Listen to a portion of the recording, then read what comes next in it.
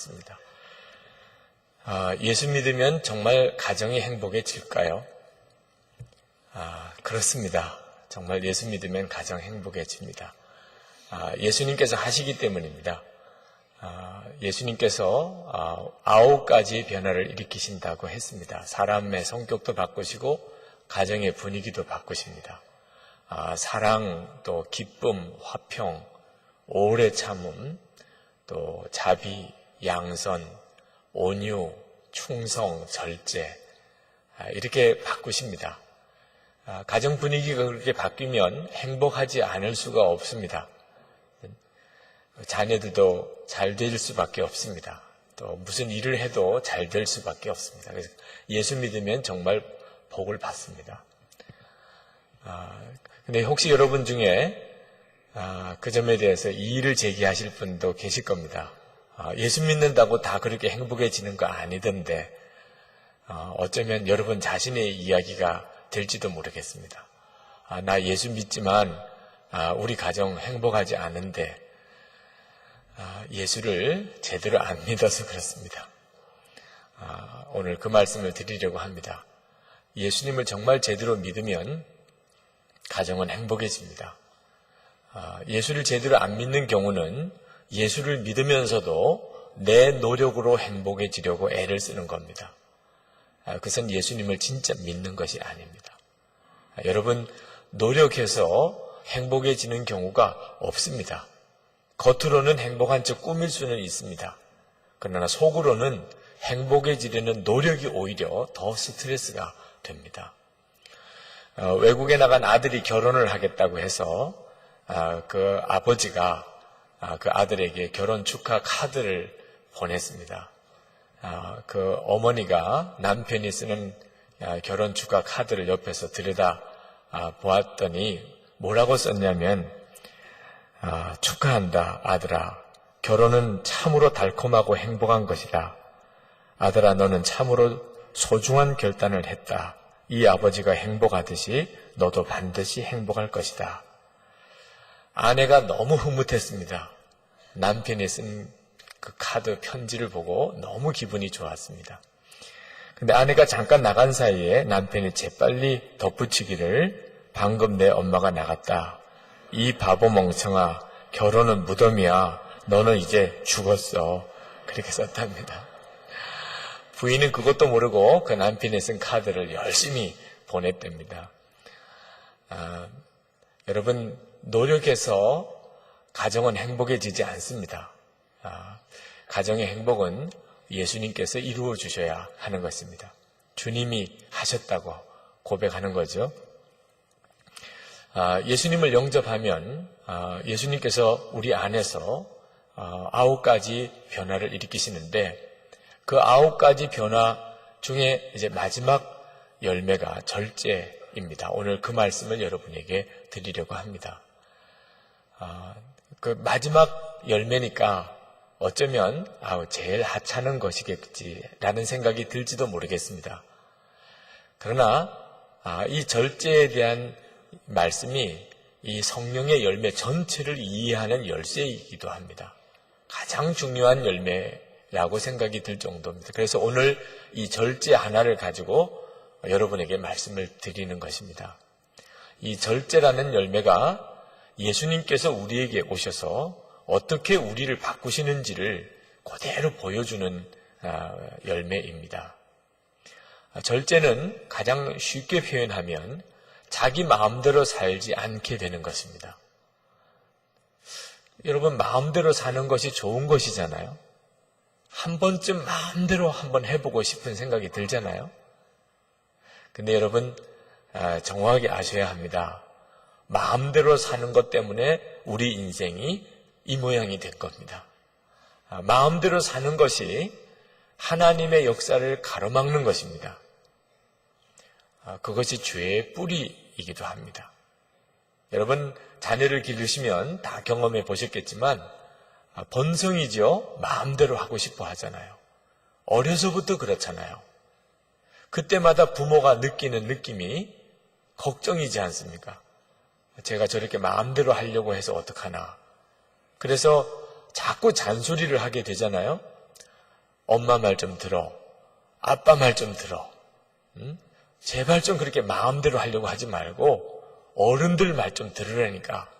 여러분 그렇게 하셨어요? 안 하셨어요? 네, 그게 바로 절제입니다.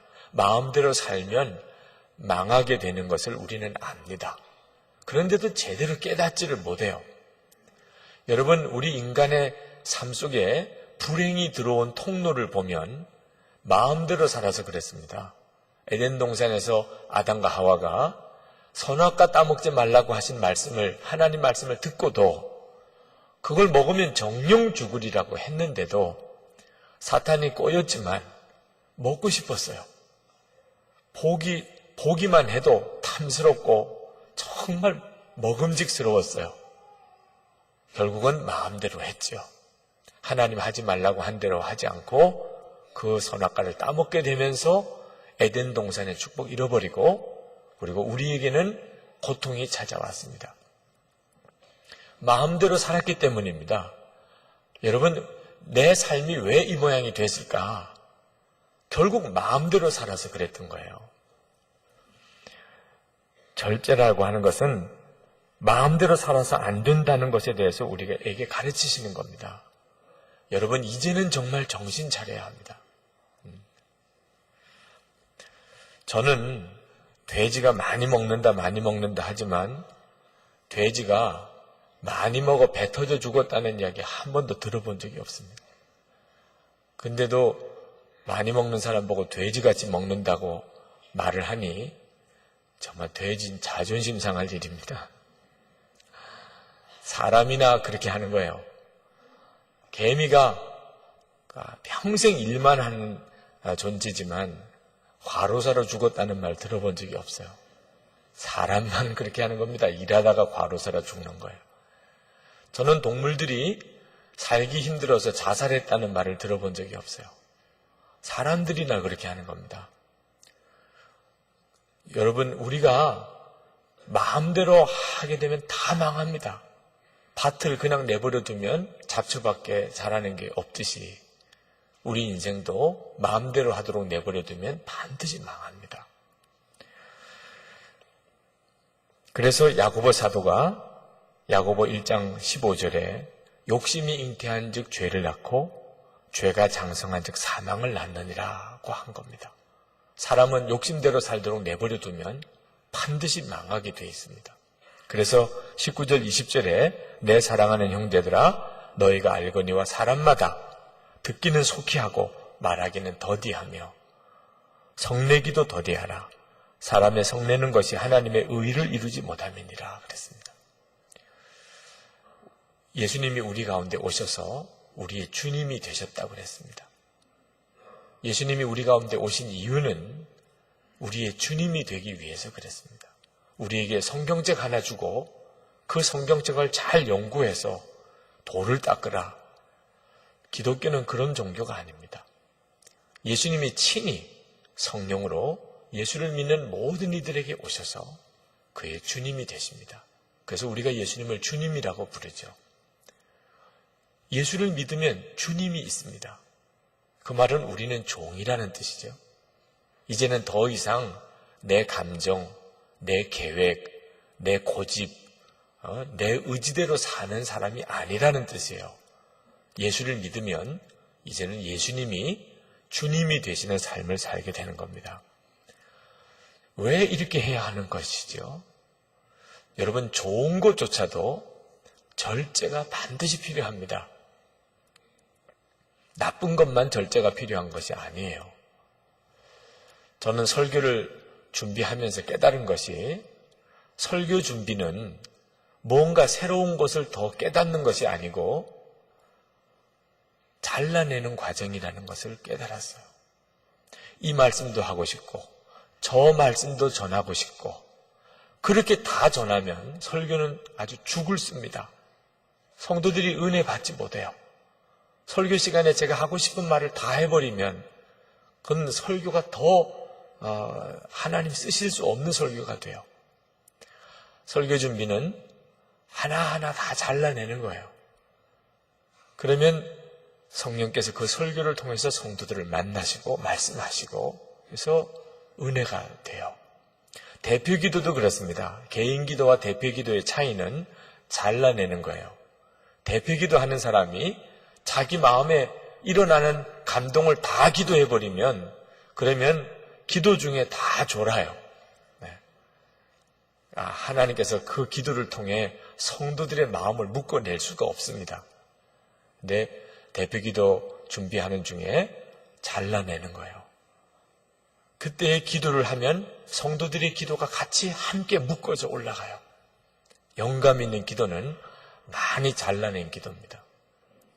어느 장로님께서 딸을 여럿 두셨는데 마지막에 아들을 얻었어요. 근데 그 아들이 얼마나 사랑스러운지 그 아들 생각밖에 안 나는 겁니다. 밤에 자다가도 한 번 이상은 벌떡 일어나서 자는 아들 얼굴 들여다보고 그렇게 흐뭇해하면서 또 잠을 주무시곤 하셨고, 회사에 나가서도 아들 생각밖에 안 나서 얼마나 많이 자주 전화를 하는지, 전화를 했는데 그 애가 어디 있다고 모르면 막 불호령이 내려지는 거예요. 큰일 날 뻔했다고, 어디 있는지 빨리 찾아오라고. 10분이고 30분이고 또 전화를 하면, 아니 아까 전화를 했는데 무슨 또 전화를 하냐고 그러면 이 장로님이 그렇게 말하는 가족이 너무 이상했다는 거예요.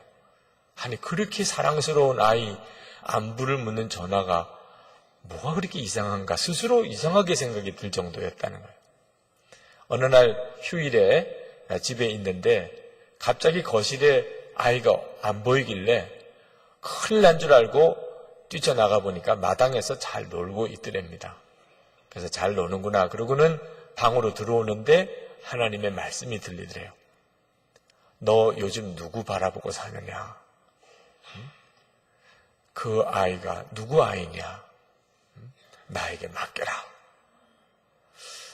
장로님께서 두려운 마음이 들어 다리에 힘이 쫙 빠질 정도로 너무너무 두려운 마음이 들더랍니다. 내가 이 아들을 우상으로 섬기고 내가 지금 사는구나. 그때 하나님께 회개했다고 그래요. 하나님, 저를 용서해 주십시오. 제가 아들을 우상으로 생각했습니다. 그렇게 회개하고 난 다음에 딸들이 보이더라는 거예요. 그전에는 안 보였다 그 말이죠. 집에 들어와도 안 보이고 눈앞에 어른거려도 딸들은 보이지도 않았다는 겁니다. 근데 그 회개하고 난 다음에 딸이 보이더래요. 보일 뿐만 아니고 사랑스럽게 여겨지더라는 겁니다. 여러분, 자녀 사랑하는 것도 절제가 필요합니다. 그렇지 않으면 온 가족들이 불행해집니다.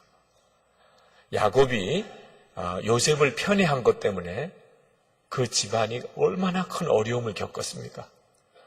나중에 베냐민이라고 하는 아들을 편애하는 것에서 내어놓게 되니까 온 가족이 살 길이 열렸지 않습니까? 누구를 사랑하는 것조차도 다스림을 받아야 하는데 바로 그것을 절제라고 말하는 것입니다. 예수님이 우리에게 주님으로 오셨기 때문에 예수님께서 원하시는 것이 이제는 내가 원하는 것이 되었고, 주님이 하라고 하시는 것을 내가 이제 순종하게 되는 것을 바로 절제라고 말하는 것입니다. 그래서 예수님을 영접했다면 반드시 절제의 열매가 나타나게 됩니다. 이제는 더 이상 자기 마음대로 사는 사람이 아니라는 뜻이죠. 그것을 24절이 정확하게 보여주고 있어요. 예수 믿는다는 게 도대체 무엇인가를 정의해주고 있는데 24절을 한번 봅시다. 그리스도 예수의 사람들은 육체와 함께 그 정욕과 탐심을 십자가에 못 박았느니라. 여기서 육체라고 하는 것은 인간의 타락한 본성을 말합니다. 구체적으로 말하면 정욕과 탐심이라고 했어요. 근데 그것을 예수를 믿는 사람은 십자가에 못 박았다는 겁니다. 그래서 예수를 믿게 되면 자기의 옛사람, 옛날 본성, 정욕과 탐심으로 가득 차 있는 자신의 옛날 사람은 십자가에 예수님과 함께 이미 못 박혀버립니다. 그렇게 되어져 버렸어요. 그것을 믿는 것을 예수 믿는다고 말을 하는 겁니다. 그냥 교회만 다니는 사람은 그 점이 분명하지 않을 수 있어요. 이분이 예수를 믿는 건지 안 믿는 건지 분명치 않을 수가 있습니다. 다시 말씀을 드립니다. 예수를 믿는다는 것은 뭘 말하는 것인가? 자기의 정욕과 탐심을 이미 십자가의 예수님과 함께 못 박혀진 사람입니다. 그리고 그것을 믿는 사람이에요. 앞으로 욕심을 십자가에 못 박고 또 정욕을 십자가에 못 박으라가 아닙니다. 이미 못 박힌 것을 믿는 것을 예수님을 믿는다고 하는 겁니다. 왜 그렇게 해야 되죠? 그렇게 하면 예수님이 그 사람의 삶을 친히 변화시켜 내십니다. 살아서 역사하시는 것을 친히 경험할 수가 있어요.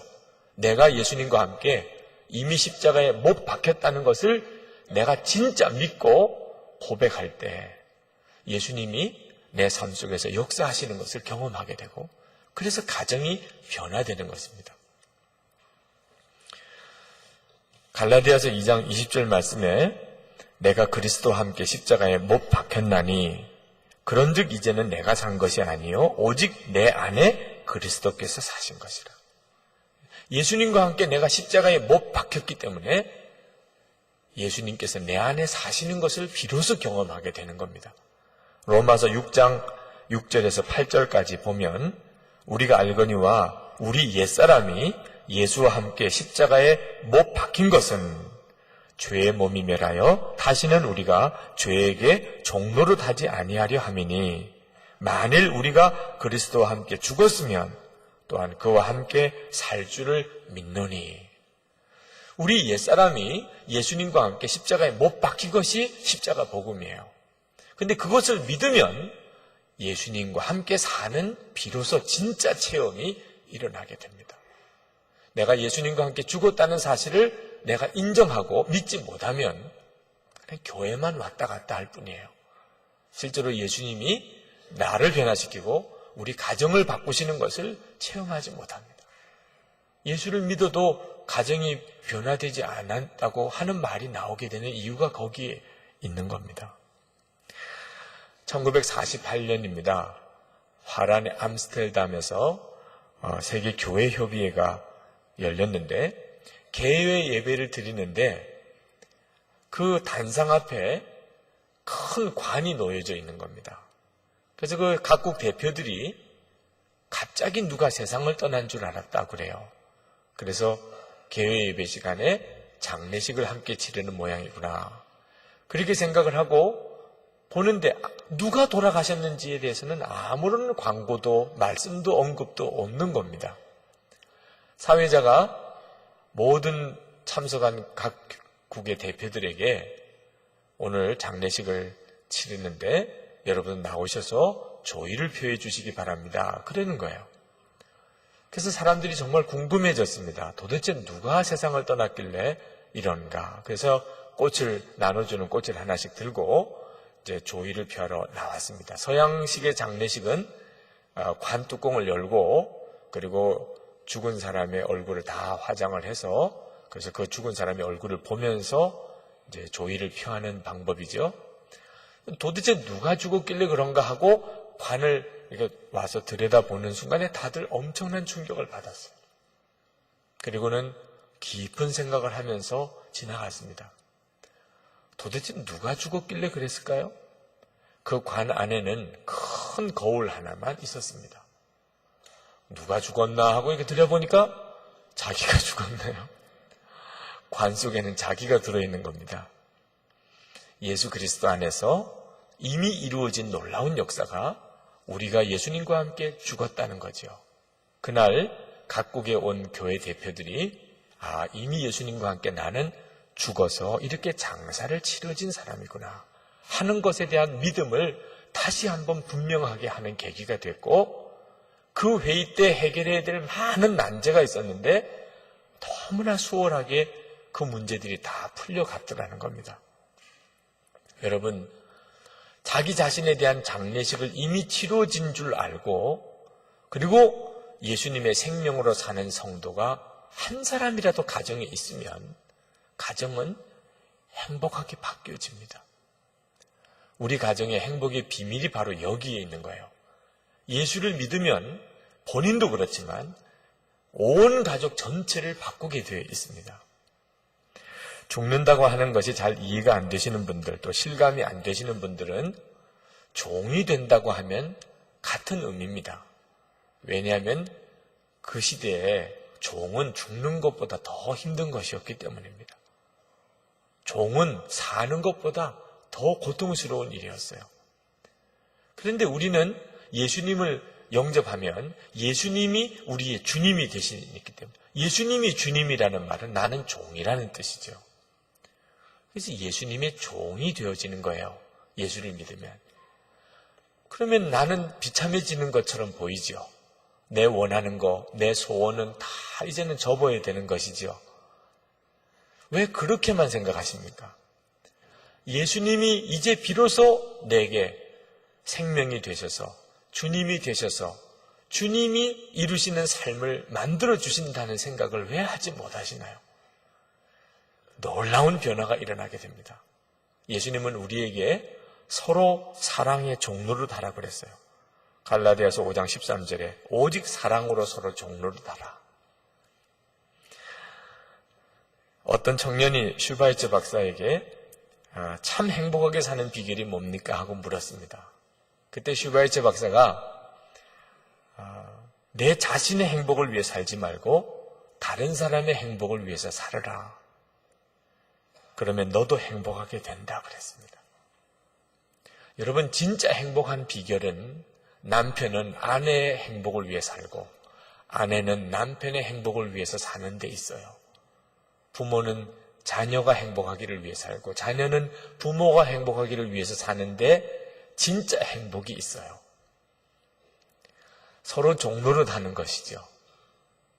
그것은 우리를 사는 길이에요. 우리가 망하는 이유는 마음대로 살아서 그렇습니다. 내 욕심대로 살아서 망하는 거예요. 예수님의 종이 되면 예수님이 축복하는 삶이 비로소 이루어져요. 무디 목사님이 이런 말씀을 하셨습니다.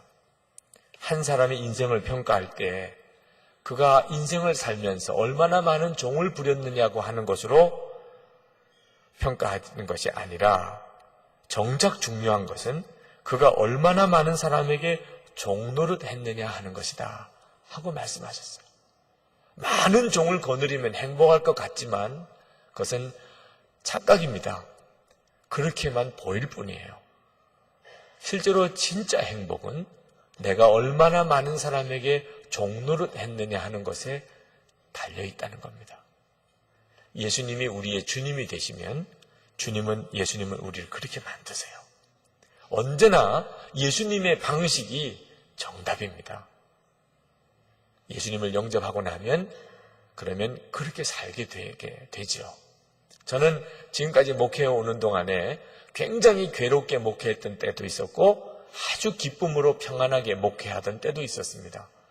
언제 내가 그렇게 평안하고 기뻤나? 언제 내가 그렇게 힘들었나? 돌아보니까 제가 힘들었던 때는 제가 교인들을 자꾸 바꾸어서 뭘 교회를 세워보려고 하려던 때였어요. 교인들을 변화시켜서 교인들을 바꾸어서 그렇게 뭘 해보려고 하던 때, 그때는 정작 저 자신이 너무너무 괴로웠습니다. 사람은 바꾸려고 해서 바꾸지는 존재가 아니거든요. 어느 순간에 깨닫는 것이 예수님께서도 버릇 고쳐가지고 우리를 천국에 데려간 적이 없다니까요. 예수님께서도 그러셨어요. 풍랑을 잔잔케 하시고 죽은 자도 살리셨던 그분도 우리를 고쳐서 바로잡아서 천국 가게 하신 분이 아니셨어요. 오히려 우리를 위해서 대신 십자가에 죽으시고 피 흘리심으로 우리의 모든 죄를 다 사하시고 그리고 우리에게 천국 가는 길을 열어주신 겁니다. 그때 깨달았어요. 목회는 사람을 변화시키고 바꾸려고 해서 되는 게 아니구나. 그냥 사랑하는 거구나. 그거 깨닫고 난 다음에 비로소 목회가 편안해졌어요.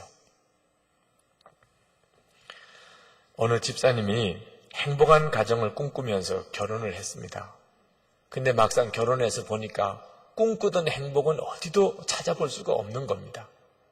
남편에 대한 신뢰는 점점 사라지고 부부싸움은 칼로 물베기라고 그랬지만 마음의 상처는 더 깊어지고 남편과의 거리감은 더 멀어지고 더 남편에 대해서 믿음이 생기지 않고 지옥과 같은 고통을 겪으면서 하나님께 기도할 때 하나님의 음성을 들었습니다.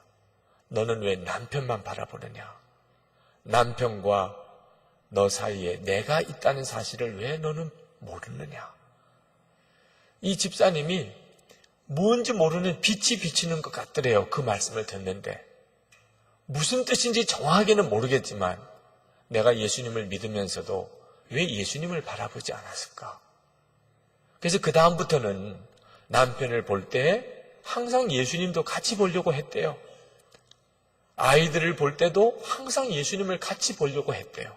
예수님이 함께 계시지. 근데 놀라운 것은 예수님을 믿음의 눈으로 바라보려고 하니까 생각도 달라지고 말도 달라지더래요. 여러분도 한번 해보세요. 남편을 바라보고 아내를 바라보고 부모를 바라보고 자녀를 바라볼 때 함께 계시는 예수님도 믿음의 눈으로 한번 같이 바라보세요. 그러면 모든 게 다 달라지더랍니다. 그 집사님 자신이 그렇게 바뀌니까 그렇게 잔소리를 하고 그렇게 싸우기까지도 했는데도 꿈쩍도 하지도 않던 남편이 변하더라는 거예요. 남편이 스스로 바로 서는 것을 보았다는 거예요. 남편과 주님과 사이의 관계가 바로 맺어지고 남편에 대한 신뢰가 생기고 남편과 사이의 대화가 되어지고 그래서 비로소 가정이 이렇게 좋은 거구나 하는 것을 경험했다는 겁니다. 주님이 하셨죠. 주님이 하신 겁니다. 예수님이 나와 함께 계신 것 하나를 분명히 믿었더니 주님이 다 바꾸어내신 거죠. 미국의 전 대통령이었던 카터 대통령 부부가 아주 금실좋기로 유명한 부부입니다. 그 내외분이 하버드 대학 랜드클리프 대학에서 강연을 하고 그리고 질문을 받았는데 그 부부의 사랑에 대한 질문을 누가 했습니다. 두 분은 그렇게 인구 부부 같은데 그 이유가 있습니까? 그랬더니 이 카터 대통령께서 대답하기를 우리 부부 관계는 30%는 사랑이고 70%는 용서입니다. 그 말은 그들 내외 사이에도 그렇게 힘들고 어려운 일이 많았다는 거죠. 그러니까 사랑보다는 용서가 훨씬 더 많은 비중을 차지했다는 거죠. 그랬더니 그 로잘린 여사가 손을 들고 남편의 말을 가로막으면서 말했답니다. 아니에요. 사랑은 10%고 90%가 용서였습니다. 그래서 거기에 있는 사람들이 다 폭소를 터뜨렸다고 했습니다. 용서하라. 그 카터 대통령 부부가 그렇게 행복한 부부일 수 있었던 것은 용서하라고 하시는 주님의 말씀에 그들이 그대로 순종할 수 있었기 때문에 그랬다는 거예요. 바로 그것이 절제인 겁니다. 주님이 다스릴 수 있는 거예요. 주님이 말씀하시면 순종하는 거죠. 아직도 예수님을 주님으로 영접하지 않으신 분이 혹시 이 자리에 계시다면 오늘 예수님을 여러분의 주님으로 영접하시기를 축복합니다. 지난 석주간 오늘까지 4주에 걸쳐서 예수님을 영접하면 어떤 변화가 일어나는지를 말씀을 드렸습니다. 그러나 이 모든 말씀은 예수님을 영접한 사람에게만 경험되는 거지 예수님을 영접하지 않으면 설교를 들었다고 해서 행복한 가정이 되어지지는 않습니다. 여러분이 예수님을 진정으로 여러분의 주님으로 영접하면 그러면 여러분의 삶 속에 약속하신 그대로 9가지 변화가 일어나게 됩니다. 그건 주님이 하시는 것이에요. 노력으로 되어지는 것이 아닙니다. 지난 주간에 저희 아버님, 어머님 오셨습니다만 생신이셨어요.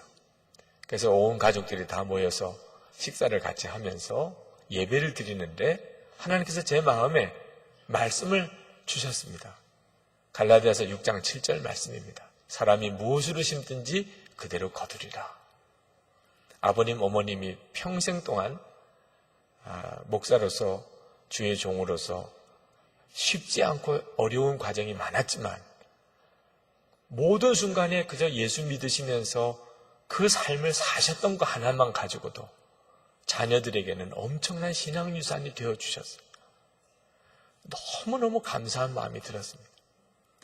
그냥 예수 믿고 사신 것만 가지고도 그것이 축복의 씨앗이 되어주어서 자녀들에게는 말할 수 없는 유산이 되어주셨어요. 어느 목사님 생각이 났습니다. 그 목사님이 만약에 내가 다시 태어날 수 있다면 소원이 뭐냐고 묻는다면 그분은 그렇게 대답하셨어요. 예수 잘 믿는 부모님 밑에서 태어났으면 그것이 당신의 소원이라고. 그러면서 그렇게 우시는 거예요. 부모님으로부터 상처를 많이 받고 자랐습니다. 어린 시절에. 사람에 대한 나쁜 이 상이 형성이 됐어요. 사람에 대하여, 인생에 대하여 가지고 있는 이 상처와 나쁜 이 상을 이걸 깨트리고 바꾸느라고 얼마나 오랜 세월을 어려움을 겪었는지. 결국은 예수 믿으시고 그리고 성령을 체험하고 그것이 다 회복이 되었지만 돌아보면은 그 과정이 얼마나 힘들고 오래되었는지. 만약에 하나님 내게 다시 한번 내 인생을 시작할 수 있게 해주신다면 나는 정말 믿음의 본을 받고 싶은 예수 잘 믿는 부모님 밑에 태어나고 싶습니다.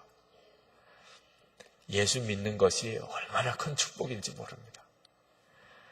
미국의 라이언 화이트라고 하는 소년이 13살 때 그가 혈우병을 앓았는데 수술을 받다가 잘못 수술을 받아서 수혈을 받아서 에이즈에 감염이 되었습니다. 기가 막힌 일이죠. 이제는 죽을 날만 기다리게 됐습니다. 그런데 이 라이언 화이트라고 하는 소년이 그런 큰 불행을 당하고도 얼마나 얼굴이 밝은지 주위에 있는 사람들이 다 놀랐어요. 원망도 하지 않고 그리고 만나는 사람들을 오히려 위로해 주는 겁니다. 그것이 어느 TV에 방영이 되면서 유명 인사들이 이 라이언 화이트 소년을 만나려고 병원에 찾아오게 됐습니다.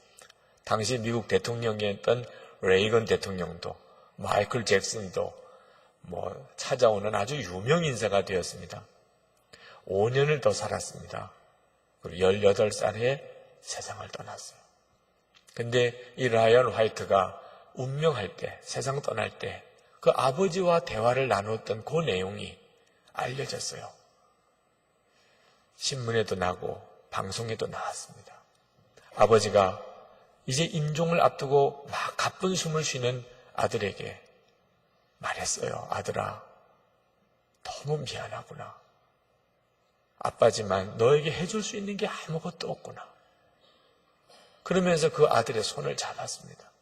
그랬더니 가쁜 숨을 쉬면서도 이 아이가 아빠 무슨 말씀을 그렇게 하세요? 아빠는 저에게 가장 좋은 선물을 주셨어요.